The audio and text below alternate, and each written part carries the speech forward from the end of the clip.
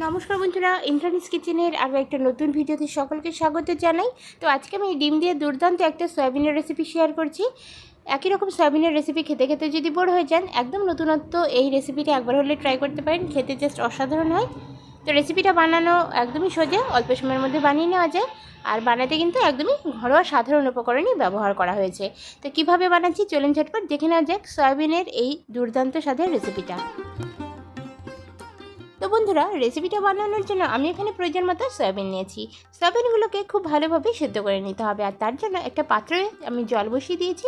জলটা একটু গরম করে নিয়েছি, তার মধ্যে সামান্য একটু নুন অ্যাড করে দিচ্ছি। নুনটা এভাবে জলের মধ্যে দিলে সমস্ত সয়াবিনের মধ্যে কিন্তু নুনের পরিমাণটা বজায় থাকবে সঠিক মাত্রায়। তো জলটা ফুটে উঠেছে, এবার এর মধ্যে আমি সয়াবিনগুলোকে অ্যাড করে দিচ্ছি। সয়াবিনটাকে দেওয়ার পরে খুব ভালোভাবে কিন্তু সয়াবিনটাকে সেদ্ধ করতে হবে। তো সয়াবিনটা একদম দেখবেন ফুলে ডাবল হয়ে গিয়েছে। বেশ 2 থেকে 3 মিনিট একটু নাড়াচাড়া করে নিতে হবে, তারপরেই কিন্তু সয়াবিনটা ফুলে ডাবল হয়ে যাবে। তখন বুঝতে হবে যে সয়াবিনটা কিন্তু একদম পারফেক্টভাবে সেদ্ধ হয়ে গিয়েছে। তো বন্ধুরা দেখুন, 2-3 মিনিট আমি একটু ফুটিয়ে নিয়েছি, আর তারপরেই দেখুন সয়াবিনগুলো একদম ডাবল হয়ে গিয়েছে। তো এই পর্যায়ে এসে আমি সয়াবিনগুলোকে নামিয়ে নিচ্ছি। নামিয়ে সয়াবিনের যে জলটা সেটা একটু ঝাড়ানোর জন্য আমি একটা ঝাঁঝরি গামলার মধ্যে রেখে দিচ্ছি 2-3 মিনিটের জন্য। তো তারপরে দেখুন ঠান্ডা হয়ে গিয়েছে। এই পর্যায়ে আমি হাত দিয়ে সয়াবিনের ভেতরে যে জলটা রয়েছে সেটা কিন্তু এভাবে চেপে চেপে ফেলে দিচ্ছি। সয়াবিনের ভেতরে জল থাকা অবস্থায় যদি রান্না করা হয়, সয়াবিনটা খেতে একদমই পানসে আসে, কোনো রকম টেস্ট কিন্তু ভালো লাগবে না। তো অবশ্যই কিন্তু সয়াবিনের জলটাকে এভাবে হাত দিয়ে চেপে চেপে ফেলে দিতে হবে। তো বন্ধুরা, সমস্ত সয়াবিনের জলটাকে আগে ভালো করে চেপে চেপে ফেলে আমি একটা পাত্রে সংগ্রহ করছি সয়াবিনগুলোকে।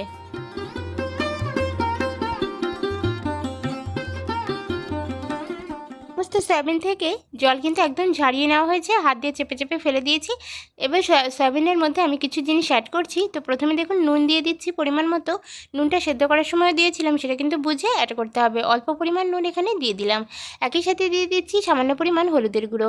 নুন আর হলুদের গুঁড়ো দিয়ে দিলাম। এর সাথে আমি আরও সুন্দর একটা কালার আনার জন্য দিয়ে দিচ্ছি কাশ্মীরি রেড চিলি পাউডার। নুন, হলুদের গুঁড়ো আর কাশ্মীরি রেড চিলি পাউডার দিয়ে আমি এই সয়াবিনটাকে ম্যারিনেট করব। তো কাশ্মীরি রেড চিলি পাউডারটা কিন্তু একদমই কালারের জন্য ব্যবহার করছি। আপনারা চাইলে এখানে লঙ্কার গুঁড়ো দিতে পারেন, অথবা কাশ্মীরি রেড চিলি পাউডারটাও কিন্তু দিতে পারেন। কাশ্মীরি রেড চিলি পাউডারে কোনো রকম ঝাল হয় না। এবার দেখুন এর মধ্যে আমি অ্যাড করে দিচ্ছি 3টে ডিম। আমি ভেঙে নিয়েছি। 3টে ডিমকে আমি ভেঙে একটা পাত্রে সংগ্রহ করেছিলাম, সেই ভাঙা 3টে ডিম আমি এর মধ্যে অ্যাড করে দিচ্ছি। তো অবশ্যই কিন্তু এখানে ডিম আপনারা কম বেশি করে নিতে পারেন, সয়াবিন অনুযায়ী বুঝে কিন্তু করতে হবে। তবে আজকের রেসিপিতে ডিমের পরিমাণটা একটু বেশি কিন্তু লাগবে। তো আমি দেখুন এখানে 1 বাটি সয়াবিনের জন্য 3টে ডিম ব্যবহার করছি। ডিমগুলোকে দেওয়ার পরে এর মধ্যে আমি দিয়ে দিচ্ছি 1 চামচ মতো বেসন। বেসনের খুব বেশি প্রয়োজন নেই, জাস্ট একটুখানি যাতে জড়িয়ে থাকে জিনিসগুলো, তার জন্য কিন্তু বেসনটাকে ব্যবহার করছি। তো সামান্য মাত্র একটু বেসন দিলেই কিন্তু হয়ে যাচ্ছে। এবার সমস্ত উপকরণগুলোকে হাত দিয়ে খুব ভালোভাবে মেখে নেব। মেখে একদম সুন্দরভাবে সমস্ত জিনিসগুলোকে মাখিয়ে আমি 2-3 মিনিটের জন্য বা 3-4 মিনিটের জন্য রেস্টে রেখে দেবো। এতে করে সব উপকরণগুলো সয়াবিনের মধ্যে প্রবেশ করবে, মশলাগুলো, আর সয়াবিনের টেস্ট কিন্তু অনেক গুণ বেড়ে যাবে। তো বন্ধুরা, সয়াবিনটা খুব ভালোভাবে মেখে নিয়েছি। সয়াবিনটাকে রেস্টে রেখে দিয়েছি। যতক্ষণে রেস্ট হচ্ছে ততক্ষণ আমরা এদিকে কড়াইয়ের কাছে চলে এলাম। ওভেনে একটা কড়াই বসিয়ে দিয়ে খুব ভালোভাবে গরম করে নিয়েছি কড়াইটাকে। আর তারপরে এর মধ্যে আমি সরষের তেল অ্যাড করে দিচ্ছি। তো আজকের রেসিপিটা আমি সরষের তেলে করছি, আর আপনারা যে কোনো পছন্দসই তেল দিয়ে করতে পারেন, তবে সরষের তেলে কিন্তু রেসিপিটা অনেক বেশি বেটার খেতে আসবে। তেলটা খুব ভালো করে গরম হয়ে যাওয়ার পরে এর মধ্যে আমি একটু ডুমু ডুমু করে কেটে রাখা আলু অ্যাড করে দিচ্ছি। সয়াবিনের সাথে আজকে আমি আলুর ব্যবহার করছি। তো এখানে একটা আলুকে, একটু বড় সাইজের আলু, একটু ছোট ছোট করে ডুমু করে কেটে নিয়েছি, যাতে একটু সয়াবিনটার সাথে আলুটাকে অনেকটা সেম দেখতে লাগে। তো সেই অনুযায়ী কিন্তু সয়াবিনের সাথে আলুটাকে কাটতে হবে। যারা আলু খেতে চান না তারা কিন্তু এখানে আলুটাকে স্কিপ করতে পারেন। আমি কিন্তু আলু পছন্দ করি সয়াবিনের সাথে, ওই জন্য এখানে আলুর ব্যবহারটা করছি। আলুটাকে ভেজে নেওয়ার জন্য এর মধ্যে আমি পরিমাণ মতো নুন, আর তার সাথে দিয়ে দিচ্ছি সামান্য মাত্র একটু হলুদের গুঁড়ো। নুন আর হলুদ দিয়ে আলুটাকে ভাজলে আলুর কিন্তু টেস্ট অনেক গুণ বেড়ে যায়। নুন আর হলুদ দিয়ে আলুটাকে খুব সুন্দরভাবে আমি ফ্রাই করে নেব।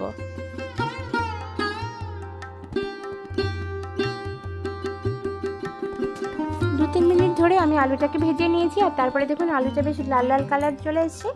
এই পর্যায়ে এসে আলুটাকে আমি নামিয়ে নিচ্ছি। তো নামিয়ে নেওয়ার জন্য আমি একটা আলাদা পাত্রে প্রথমে আলুটাকে নামিয়ে নেব।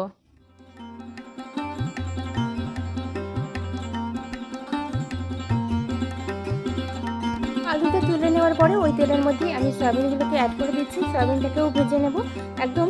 সয়াবিনটাকে কিন্তু কোনো রকমভাবেই যেন কাঁচা না থাকে। সয়াবিনটাকে একটু তেলের মধ্যে ভেজে নিলে সয়াবিনের টেস্ট অনেক গুণ বেড়ে যাবে। তো অবশ্যই কিন্তু সয়াবিনটাকে ভেজে নিতে হবে। তার জন্য সম্পূর্ণ সয়াবিনটা আমি অ্যাড করে দিলাম। আর তেলের মধ্যে সয়াবিনটাকে 4-5 মিনিট ধরে খুব ভালোভাবে হাই টু মিডিয়াম ফ্লেমে ভেজে নেব। তো বন্ধুরা, সয়াবিনটা ভাজার সময় অবশ্যই কিন্তু খেয়াল রাখতে হবে তলার থেকে যেন পুড়ে না যায়। যেহেতু গায়ে ডিম লাগানো রয়েছে তার জন্য সহজেই কিন্তু পুড়ে যাওয়ার সম্ভাবনা থাকতে পারে, সেটা কিন্তু খেয়াল রাখতে হবে। তো কন্টিনিউ কিন্তু নাড়াচাড়া করতে থাকতে হবে। 4 থেকে 5 মিনিট আমি কন্টিনিউ এভাবে নাড়াচাড়া করে সয়াবিনটাকে ভেজে নিয়েছি।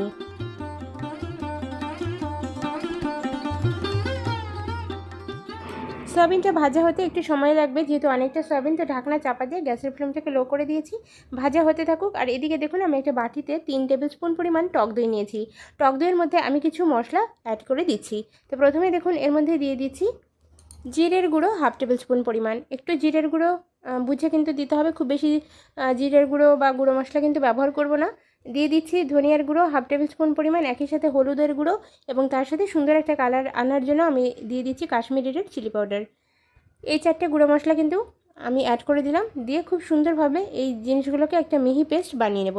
তো ভালোভাবে আমি একটা চামচের সাহায্যে নেড়ে একটু সময় ধরে এটাকে একদম পুরো নাড়াচাড়া করতে থাকলে এটা একদম একটা সফট মিহি পেস্টে কিন্তু পরিণত হবে। তো বন্ধুরা, এখানে কিন্তু আমি কোনো রকম জল ব্যবহার করলাম না। গুঁড়ো মশলাগুলোর সাথে টক দইটাকে খুব ভালোভাবে মেখে নেওয়ার ফলে জিনিসটা কিন্তু এরকম একটা সফট এবং মিহি পেস্টে পরিণত হলো। তো এই পেস্টটাকে রেডি করে রাখছি। আর এদিকে দেখুন আমার সয়াবিনটাও কিন্তু অলমোস্ট রেডি হয়ে গেছে ভাজা। সয়াবিনটা যেহেতু ডিম মাখানো, কিন্তু অবশ্যই কিন্তু ভেজে নিতে হবে। তো ভাজার জন্য এখানে কিন্তু একটু হাতে সময় নিয়ে সয়াবিনটাকে ভাজতে থাকতে হবে। আর এই ভাজার সময় ডিমের যে কাঁচা গন্ধটা সেটা যেন কোনোভাবেই না থাকে, সেটা কিন্তু খেয়াল রাখতে হবে। তো যতক্ষণ ধরে ডিমের কাঁচা গন্ধটা না থাকবে, চলে যাবে না, ততক্ষণ কিন্তু ভাজতে থাকতে হবে। তো বন্ধুরা, ফাইনালি কিন্তু ডিমের কাঁচা গন্ধ একদমই চলে গিয়েছে, আর সয়াবিনটাও ফাইনালি খুব সুন্দরভাবে ভাজা হয়ে গিয়েছে। তো এই পর্যায়ে এসে আমি একটা আলাদা পাত্রে সয়াবিনটাকে নামিয়ে নিচ্ছি। সয়াবিনটাকে একটা আলাদা পাত্রে নামিয়ে নেওয়ার পরে ওভেনে কড়াই গরম করে নিয়েছি। সেই কড়াইয়ের মধ্যে আমি সর্ষের তেল দিয়ে দিচ্ছি। আর একটু বেশি করে সর্ষের তেলটা আমি অ্যাড করছি। রান্নার সময় একটু বেশি করে সর্ষের তেল দেবো, তাতে করে রেসিপিটা অনেক বেশি ভালো খেতে লাগবে। এবার এর মধ্যে দেখুন আমি গোটা গরম মশলা ফোড়নে দিয়ে দিচ্ছি। গোটা গরম মশলার সাথে দিয়ে দিচ্ছি সাদা গোটা জিরে। গোটা গরম মশলা তার সাথে সাদা গোটা জিরে ফোড়নে দেওয়াতে খুব সুন্দর একটা ফ্লেভার কিন্তু আসবে, খেতে কিন্তু দুর্দান্ত লাগবে। দুটো জিনিস হালকাভাবে একটু ভেজে নিয়েছি। ভেজে নেওয়ার পরে এর মধ্যে একটা বা দুটো শুকনো লঙ্কা এর মধ্যে অ্যাড করে দিচ্ছি। দুটো শুকনো লঙ্কা আমি দিয়ে দিলাম। আর শুকনো লঙ্কা দুটো সাথে আমি একই সাথে দিয়ে দেবো তেজপাতা। একটা তেজপাতা আপনারা এভাবে, বা দুটো তেজপাতা একটু ছিঁড়ে আপনারা দিয়ে দেবেন। শুকনো লঙ্কা, তেজপাতা, তার সাথে গোটা গরম মশলা এবং গোটা জিরে, 4টে জিনিসকে খুব ভালোভাবে ফোড়নের মাধ্যমে আমরা ভেজে নেব। ভেজে নেওয়ার ফলে ফোড়নের একটা মিষ্টি গন্ধ যখন বের হবে, সেই সময় এর মধ্যে আমরা কিন্তু বাকি জিনিসগুলো অ্যাড করব। তো ভেজে নেওয়ার জন্য একটু সময় দিতে হবে, 2-3 মিনিট একটু ধরে ভাজতে হবে। দেখবেন আবার যাতে পুড়ে না যায়, সেটা কিন্তু খেয়াল রাখতে হবে। কারণ ফোড়ন যদি পুড়ে যায় খেতে কিন্তু তেতো লাগবে রেসিপিটা, তো সেটা কিন্তু খেয়াল রাখতে হবে। তো হালকাভাবে ফোড়নটা ভেজে নেওয়ার পরে এর মধ্যে আমি পেঁয়াজ কুচি অ্যাড করে দিয়েছিলাম। একটা বড় সাইজের পেঁয়াজ আমি কুচিয়ে নিয়েছিলাম, সেই কুচানো পেঁয়াজটা দিয়ে দিলাম। যেহেতু সয়াবিনটা অনেকটা বেশি, তার জন্য কিন্তু পেঁয়াজটা একটু বেশি মাত্রায় কিন্তু কুচিয়ে নিয়েছিলাম। আর একটু বেশি করে পেঁয়াজ দিলে রেসিপিটা খেতেও কিন্তু খুবই ভালো লাগবে। একই সাথে আমি টমেটো দিয়ে দিচ্ছি, কুচানো টমেটো অ্যাড করে দিলাম। পেঁয়াজ আর টমেটোটাকে হালকা হাতে নাড়াচাড়া করে মিশিয়ে নেব। পেঁয়াজ আর টমেটোটা যাতে তাড়াতাড়ি নরম হয়ে যায়, তার জন্য একটু নুন অ্যাড করে দিচ্ছি। তো নুনটা কিন্তু সব জায়গায় ব্যবহার হচ্ছে, সেটা কিন্তু খেয়াল রাখতে হবে। তো নুনটা কিন্তু পরিমাণ মতো বুঝে কিন্তু দিতে হবে, যাতে বেশি বা কম না হয়ে যায়। এবার নুনটা দেওয়ার পরে খুব তাড়াতাড়ি কিন্তু এই পেঁয়াজ আর এই টমেটোটা তাড়াতাড়ি সেদ্ধ হয়ে যাবে, সেই জন্য নুনটা দিলাম। এবার দেখুন আমি এর মধ্যে রসুন বাটা দিয়ে দিচ্ছি, একই সাথে দিয়ে দিচ্ছি আদা বাটা। আদা, রসুন এবং কাঁচা লঙ্কা, এই 3টে জিনিস কিন্তু আমি আগে বেটে আলাদা করে রেখে দিয়েছিলাম। 3টে জিনিস কিন্তু আপনারা একই সাথে বেটেও দিয়ে দিতে পারেন, তাতেও কিন্তু কোনো অসুবিধা নেই। আদা, রসুন, কাঁচা লঙ্কা দেওয়ার পরে ভালোভাবে এই যে কাঁচা গন্ধগুলো সেটা চলে যাওয়া পর্যন্ত নাড়াচাড়া করতে থাকবো।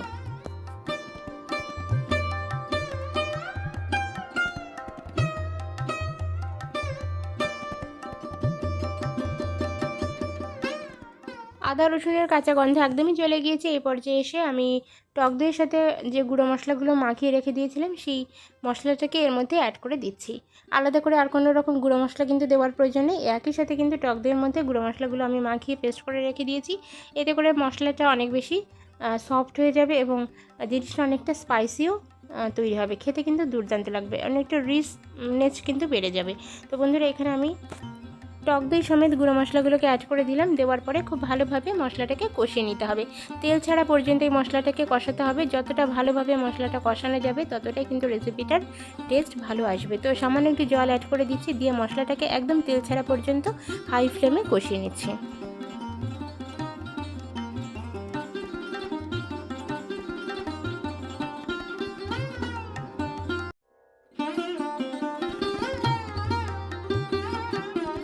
মশলাটা থেকে একদম তেল ছেড়ে দিয়েছে বন্ধুরা। আর এই পর্যায়ে এসে এর মধ্যে আমি সয়াবিনগুলোকে অ্যাড করে দিচ্ছি। আর সয়াবিনটা দেওয়ার পরে কন্টিনিউ নাড়াচাড়া করব, আর একই সাথে আমি আলুগুলোকেও অ্যাড করে দেব। আলু আর সয়াবিনটা দেওয়ার পরে খুব ভালোভাবে মশলার সাথে কষিয়ে নেব। 3 থেকে 4 মিনিট ধরে আমি কিন্তু গ্যাসের ফ্লেমটাকে লো রেখে সয়াবিন আর আলুটাকে কষিয়ে নেব। যদি মনে হয় যে একটু শুকনো শুকনো লাগছে, সেক্ষেত্রে সাধারণত আমরা একটু জল ইউজ করলে জিনিসটা কিন্তু একটু সফট হয়ে যায়। তো সামান্য একটু জলের ছেটা দিয়ে সয়াবিন, আলু আর তার সাথে মশলাটাকে খুব সুন্দরভাবে আরও 5 থেকে 6 মিনিট ধরে কষিয়ে নেব।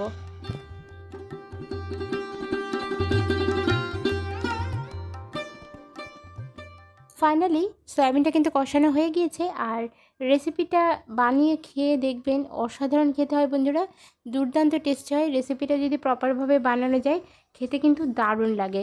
তো এর মধ্যে এসে আমি জল অ্যাড করে দিচ্ছি। পরিমাণ মতো জল কিন্তু বাড়িয়ে দিতে হবে বা বুঝে দিতে হবে। আমি এখানে একটু বেশি করে জলটা দিচ্ছি, যেহেতু আজকের রেসিপিটা একটু আমি ভাতের সাথে খাবো, তার জন্য একটু জলটা বেশি করে দিচ্ছি। তবে আপনারা পরিমাণ মতো বুঝে নিজেদের পছন্দ অনুযায়ী জলটা দিয়ে দেবেন। আর আমি যেহেতু জলটা বেশি করে দিয়েছি, এবার হাই ফ্লেমে আমি কিন্তু রান্নাটা করতে পারবো, তার জন্য কিন্তু জলটা বেশি করে দিয়েছি। জলটা দেওয়ার পরে কন্টিনিউ নাড়াচাড়া করতে থাকবো আর ঢাকনা চাপা দিয়ে কুক করে নেব। মোটামুটি 7-8 মিনিট ধরে আমি কুকটা করতে থাকবো। তো এখানে দেখুন আমি গরম মশলার গুঁড়ো অ্যাড করে দিয়েছি, 1/2 টেবিল স্পুন পরিমাণ গরম মশলার গুঁড়ো দিয়ে দিয়েছি। গরম মশলার গুঁড়োটা দেওয়ার পরে এর মধ্যে আমি দিয়ে দিচ্ছি চিকেন মশলা। এখানে চিকেন মশলাটা দিলে ফ্লেভারটা খুবই সুন্দর আসবে আর টেস্ট অনেকটা বেশি ভালো খেতে লাগবে, টেস্ট বেশি আসবে। তো তার জন্য কিন্তু চিকেন মশলা ব্যবহার করলাম। তবে আপনারা চাইলে এখানে চিকেন মশলাটা অ্যাভয়েড করতে পারেন, শুধুমাত্র গরম মশলা দিয়েও কিন্তু রেসিপিটা বানিয়ে নিতে পারেন। আর নুন ঝাল কিন্তু টেস্ট করে দেখবেন, আশা করি রেসিপিটা আপনাদের খুব সুন্দর লাগবে খেতে, অসাধারণ খেতে হয় বন্ধুরা। আমি একটু ঝোল ঝোল রাখছি, আপনারা চাইলে এই জলটাকে আরও কিছুটা টানিয়ে কিন্তু গামাখা বানিয়ে খেতে পারেন। ভাত, রুটি, পরোটার সাথে কিন্তু বানিয়ে খেতে পারেন। রেসিপিটা দুর্দান্ত টেস্টি হয়। তো আজকের রেসিপিটা কেমন লাগলো কমেন্ট সেকশনে জানাতে ভুলবেন না। ভালো লাগলে একটা লাইক করার অনুরোধ রইল। আর আগামীকাল একটা নতুন রেসিপি নিয়ে ফিরে আসছি। ততক্ষণে যেন সকলে খুব ভালো থাকুন, সুস্থ থাকুন। ধন্যবাদ।